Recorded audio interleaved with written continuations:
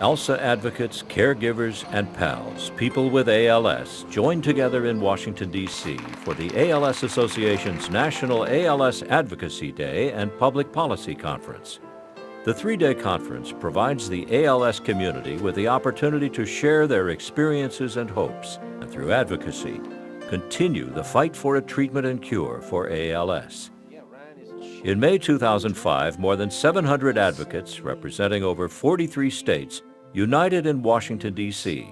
and urged Congress to step up the fight against ALS. If we can send a man to the moon in 10 years, then it doesn't make sense that it's been 100 years since this disease was first noticed, and we haven't found a cure yet. ALSA advocates focused on three vital areas in their message to Congress: continued funding for ALS-specific research through the Department of Defense, improved quality and availability of respite care services, and establishing a national ALS registry at the Centers for Disease Control and Prevention. Such a registry would collect the critical data and information that is needed to make progress in the fight against ALS. It's very difficult for the researchers to come to grips with this disease when they don't have a handle on everyone who has it across the United States. In meetings with their legislators on Capitol Hill, advocates also told the ALS story and put a face on a disease many only hear about. I have been living with ALS for about 5 years, since I was an 18-year-old high school senior. Eric Oberman from Huntsville, Alabama, is showing that ALS can strike anyone, regardless of their age. I came here today with my family to try to educate members of Congress about the devastating impact ALS has on both patients and their families. As advocates lobby their members of Congress, several celebrities who know firsthand the horrors of ALS appeal to Congress for continued support in the fight to find a treatment and cure for ALS. Baseball greats Tommy John and David Cohn, and actress Kate Linder, star of the daytime drama The Young and the Restless, were among those testifying at the second-ever congressional hearing on ALS. The panel urged senators to support ALSA's public policy priorities, calling on Congress to establish a national ALS registry and to continue to fund Department of Defense research into ALS, a disease that studies have shown occurs at a greater rate in military veterans. And as their own celebrity brought new attention to the disease on Capitol Hill, they made it clear who the real celebrities were. There's a lot of people in the baseball community that really care about this issue. A lot of times people call us heroes for playing baseball, but the true heroes are the people with ALS and their families surrounding them.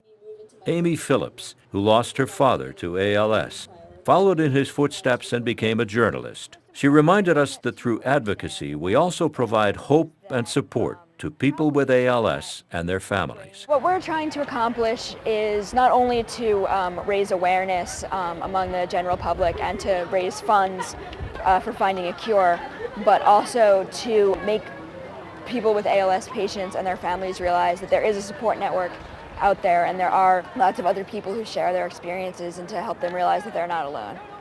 In no way we are doing this alone. It takes all of us. It takes one large voice. One person cannot make the progress that we've made. Shonda Schilling, wife of Red Sox pitcher Curt Schilling, returned this year with a rallying cry and a message from her husband. My husband has said since we won the World Series, he broke that curse, and this is the biggest curse that he wants to break. So thank you for allowing us to be a part of your lives and be a part of today, and hopefully we'll be celebrating the end of the other curse real soon. Through advocacy, ALSA has made significant progress in the fight against ALS, including eliminating the 24-month waiting period for Medicare benefits, establishing a presumptive disability ruling for Social Security, and increasing federal funding for ALS research from $15 million to more than $50 million in just 8 years. This year, ALSA presented its 2005 All-Star Award to Tommy John, his wife Sally, and their son Taylor, who performed at the Candlelight Vigil the previous 2 years. Last year's winner, David Cohn, presented the accolade to the John family as Tommy John offered inspiring words of hope. We're in the bullpen now to see this game through and to finish it off in 9 innings and strike out ALS.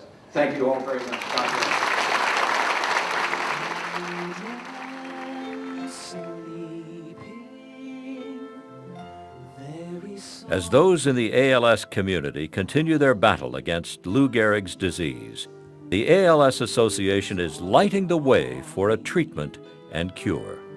Like a voice in the distance, we were dreamers not so long ago. But one by one, we all had to grow up. When it seems the magic slipped away, reach inside and find it today. Believe in what your heart is saying, hear the melody that's playing. There's no time to waste, there's so much to advocate. Believe in what you feel inside and give your dreams the